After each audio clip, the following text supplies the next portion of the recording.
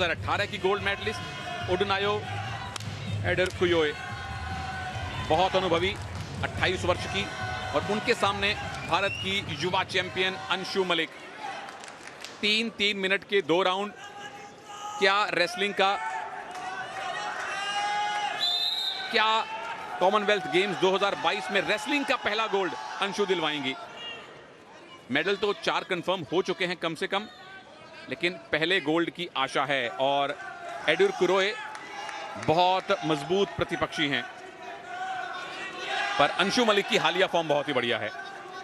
बहुत ही अच्छी पोजीशन बनाई हुई है अंशु मलिक ने, बगल में हाथ दिया हुआ है, कहीं मौका नहीं दे रही है, पुश कर रही है।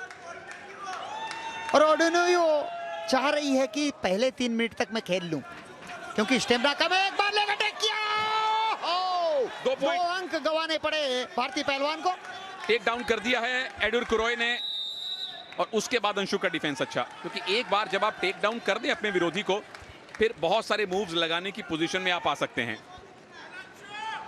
लेकिन 2 पॉइंट की लीड, और कृपा शंकर जी के सामने रखा हुआ 2 किलो पनीर कब साफ हो जाए पता नहीं चलता।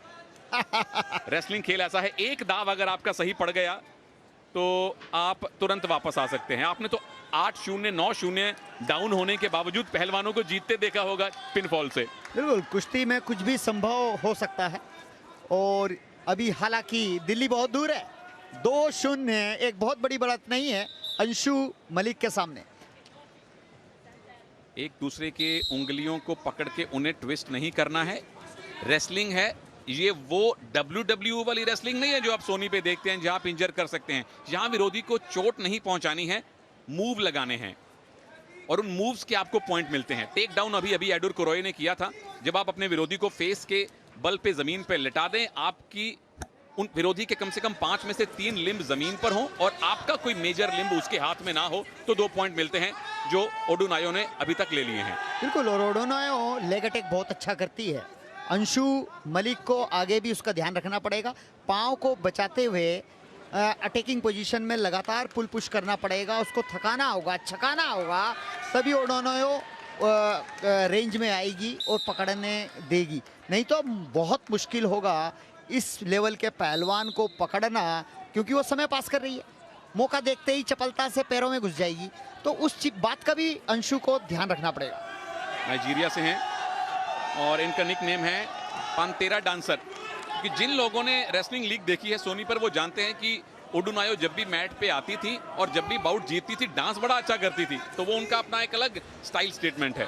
बिल्कुल, गाते हुए आती है और गाते हुए जाती है, लेकिन इस बार गाते हुए नहीं दिखी, क्योंकि उनको पता है मुकाबला भारत से है। इस बार रेफरी ने साफ हिदायत दे दी भारतीय पहलवान को, आप फिंगर नहीं मरोड़ सकते हैं। अगर दोबारा ऐसी हरकत करी तो कॉशन और 1 पॉइंट विपक्षी को दिया जाएगा। पहले वार्निंग मिलती है वर्बल, अगर दोबारा से नौबत आई तो कॉशन, जिसका 1 पॉइंट, जैसा कृपा जी ने बताया, विरोधी को मिल जाता है। पहला राउंड समाप्त होने वाला है। वार्निंग्स, और लेग अटैक फिर से है, और अब तक टेक डाउन हुआ नहीं है। अंशु मलिक कोशिश कर रही हैं इस चंगुल से निकलने की, पॉइंट अब तक गवाया नहीं है, अब उसकी नौबत आ गई है। टेक डाउन हो गया, 2 पॉइंट, और 4-0 से एडुरक्योए फिलहाल आगे हैं, और आधे मिनट का ब्रेक, पहला राउंड समाप्त। और दोनों ही अंक पैरों से दिए हैं। हालांकि इस बात की अंदेशा पहले से ही था कि लेग अटैक पर ही ओडुनायो यहां अंक बटोर सकती है, लेकिन अब 3 मिनट बहुत तय हुई है। पहला अटैक जहां पर डबल लेग अटैक किया, टेक डाउन किया, 2 अंक लिए, और वहां पे बचाव किया अंशु ने कि आगे इसके आगे पॉइंट ना बने। और ये दूसरा अटैक जहां टेक डाउन करने के बाद फिर 2 अंक। तो ओडुनायो ने लीड बनाई है, लेकिन आउट एंड आउट अग्रेसिव वो नहीं खेली है, संतुलित गेम खेला है।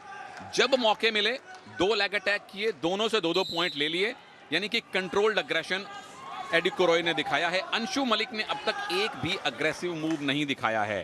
3 मिनट बाकी हैं, और 3 मिनट रेसलिंग में एक बहुत बड़ा समय होता है वापसी करने के लिए। एक मूव आपका सही पड़ गया तो जीत सकते हैं। तो तनेजा भाई ये कह सकते हैं न्यू रेसलर पे अनुभव भारी पड़ रहा है। बिल्कुल, प्रतिभा पर अनुभव भारी पड़ रहा है। हालांकि प्रतिभा उधर भी है ओडू कुरोई के पास, बहुत दिग्गज पहलवानों में इनकी गिनती होती है और नाइजीरिया से बहुत अच्छे अच्छे रेसलर निकल कर आते हैं। फिलहाल तो सिर से सिर भिड़े हुए ओडुनायो कोई अवसर नहीं दे रही अंशु को नीचे आके अटैक करने का, और अगर ऐसे ही स्थिति चलती रही तो शायद किसी को पैसिव डिक्लेयर किया जाए। कुश्ती ब्लॉक करने के लिए एक वार्निंग बनती है ओडोनियो को, रेफरी ने दे दी है कि आप कुश्ती को ब्लॉक ना करो। ब्लॉक करना यानी हाथों को पकड़ के कुश्ती को रोकना।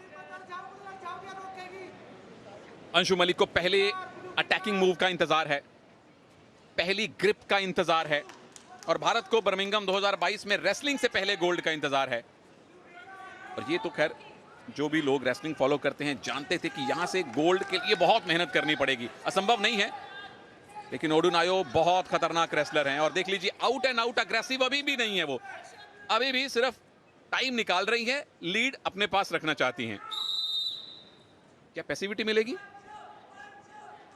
30 सेकंड एक्टिवेट टाइम में डाल दिया गया है। डिफेंसिव एक वार्निंग पहले मिल चुकी थी। अगर 30 सेकंड में नाइजीरियन रेसलर अंक नहीं लेती है तो एक अंक अंशु को मिल जाएगा, लेकिन वो एक अंक पर्याप्त नहीं होगा। अंशु को अटैक करना पड़ेगा। ओडुनायो ज्यादा से ज्यादा एक पॉइंट लूज करेंगी अगर बचे हुए 18 सेकंड में उनको अंक ना मिला।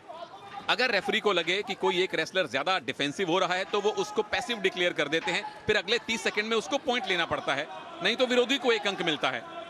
तो एक अंक मिल भी गया अगर अंशु को तो ये काफी नहीं है, क्योंकि 1 मिनट अभी बाकी है।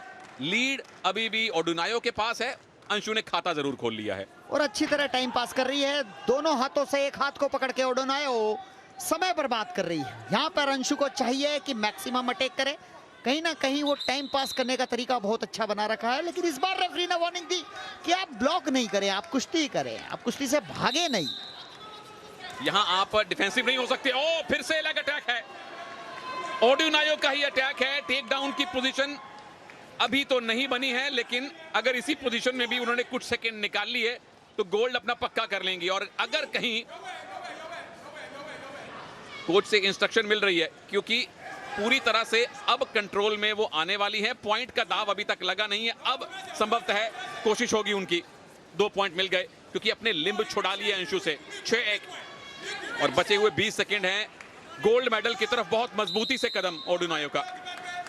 बिल्कुल अचानक प्रहार कर दिया है। अब अंशु लगातार अटैक कर रही है, कहीं ना कहीं डिफेंस भूल गई है, तो ऐसे में काउंटर अटैक हो जाता है और वही हुआ। आर्या पार जाना चाहिए। अंतिम 10 सेकंड। बिल्कुल अब आर्या पार की ही कोशिश है। लेग अटैक मिला है और यहां से तो फीतले घुमाइए और कोई चारा नहीं है। 2 ही पॉइंट मिल पाएंगे, 6 सेकंड बाकी हैं, लेकिन 3 पॉइंट की लीड ओडुनायो के पास। दोबारा से स्टैंडिंग पोजीशन में जाना पड़ेगा, क्योंकि आप चले गए थे ऑरेंज जोन में, पैसिविटी जोन में। यहां से वापस स्टैंडिंग पोजीशन में आएंगे और 6 सेकंड काटने हैं ओडुनायो को। 1 पॉइंट और मिल गया अंशु बिल्कुल को। कॉशन और पॉइंट मिला है जोन से बाहर भागने का। अंशु को 2 पॉइंट कम से कम और चाहिए। यहाँ 2 पॉइंट अगर लेती है तब भी मुझे लगता है बात बनेगी नहीं, क्योंकि बराबर स्कोर पे ओडुनायो के स्कोर बड़ा होगा। उसकी नौबत नहीं आई। अंशु ने आखिरी 30 सेकंड में अग्रेशन दिखाया, पॉइंट बटोरे, लेकिन गोल्ड मेडल बटोर कर ले गई नाइजीरिया की ओडुनायो एडिकुरोए। लगातार तीसरा कॉमनवेल्थ गेम्स का गोल्ड मेडल उनका। और अंशु मलिक, भारत की होनहार पहलवान, क्या कोई चैलेंज किया जा रहा है?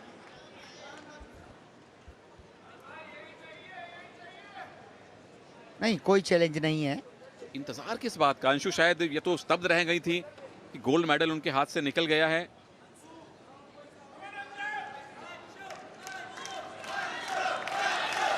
अभी भी इंतजार है। मुझे लगता है कि चैलेंज ही है। बिल्कुल चैलेंज किया गया है, और चैलेंज का नुकसान बस ये है कि अगर चैलेंज का फैसला आपके विरोध में आया तो विरोधी को 1 पॉइंट मिलेगा और भारत को उसका फर्क पड़ता नहीं, कि चाहे स्कोर 4-6 हो या 4-7 हो। लेकिन चैलेंज है किस बात का कृपा जी, ये देखना यही पड़ेगा। है कि लेग अटैक किया और ये घुटना लगा या नहीं लगा। यहाँ पे 2 पॉइंट होते या नहीं होते, इसी को देखा जा रहा है। पीछे वाले ये वाला जो टेक डाउन था जो बाहर जाके मुकम्मल हुआ, यहां तो 2 पॉइंट जाहिर तौर पे मिले। जी जी, ये 2 पॉइंट मिले हैं और 1 पॉइंट और मिला है कॉशन और 1 पॉइंट और, इसीलिए 4 6 का स्कोर हो गया था यहाँ Challenge पर। decision. It's 2-point takedown confirmed, but not fleeing the mat. It's only takedown, 2 points, and for that no fleeing the mat challenge lost. Fling the mat यानी कि बाहर जाने की कोशिश में भारत का कहना है कि ओडुनायो को उनके पॉइंट और कटने चाहिए। तो जो चैलेंज भारत ने किया था, एक कैलकुलेटेड रिस्क लिया था, 4-6 स्कोर हो या 4-7 स्कोर हो, ओडुनायो जीत गई हैं, मुबारक। और अंशु मलिक के जो आंसू हैं वो इनकी मजबूती बन के निकलेंगे, क्योंकि आप एक बहुत बेहतरीन रेसलर से हारी हैं जो 2 बार की कॉमनवेल्थ गेम्स चैंपियन हैं। तो गोल्ड मेडल की हैट्रिक हो चुकी है ओडुनायो की, और ये इनका सिग्नेचर है। पर अंशु मलिक पहली बार कॉमनवेल्थ गेम्स में भाग लेने आई हैं, आप फाइनल तक पहुंची, पोडियम फिनिश किया है, इस बात के लिए बहुत बहुत मुबारक।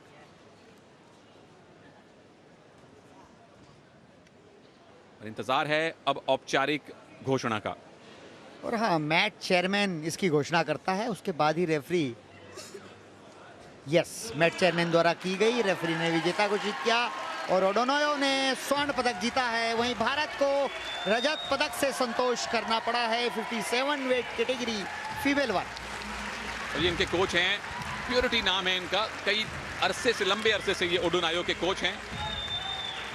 तो जो गाना इन्होंने पहले नहीं गाया था, गोल्ड मेडल के बाद गा दिया। ओडुनायो, एडी कुरोय, लगातार तीसरा गोल्ड मेडल इनका। 2014 में 53 किलोग्राम कैटेगरी में गोल्ड, 2018 और 2022 में 57 किलोग्राम कैटेगरी में नाइजीरिया की ओडुनायो ने गोल्ड जीता। और भारत के लिए पहला कॉमनवेल्थ गेम्स खेल रही अंशु मलिक ने सिल्वर मेडल जीता। बिल्कुल, ओडुनायो ने 2014